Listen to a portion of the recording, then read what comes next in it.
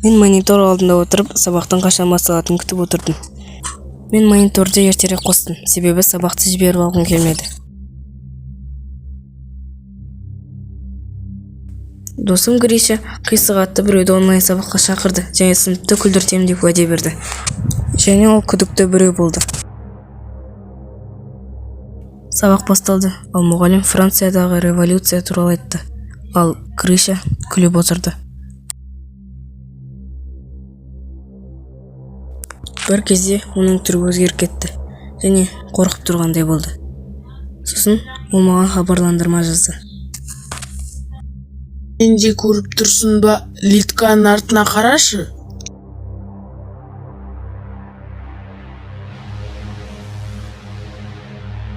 Мен литка болған экранға қарадым.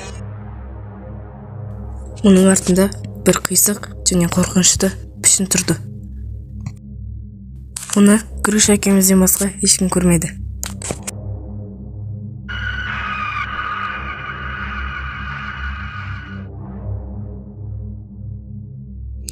Ей, екеуің, сабақ қараңдар, телефон тастаңдар. Мүмкін Ангелина апай Гриша әкеміздің сөйлесіп отырғанымызды көріп қойған болар. Лида артқа қарағанда ешкім жоқ болды. Бізде әлгі дененің қайда екенін байқамадық.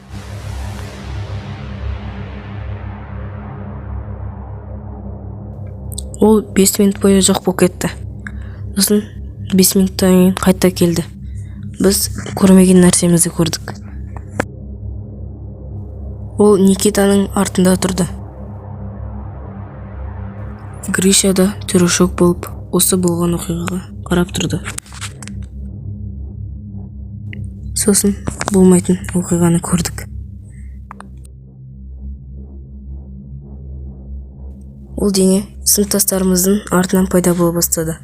Мен апайдың не айтып жатқанын естімедім. Ол экраннан экранға жүрді.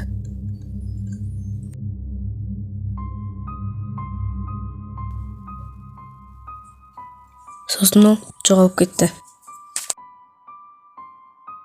Мен Гришаға дене жоғалып кетті деп жаздым. Мен Гришаның түрі қорққандай болып көрінді. Ол мониторға қарап дым демеді. Менің хаттарыма да жауап бермеді. Сосын ол хат жазды. Ол сенің артында.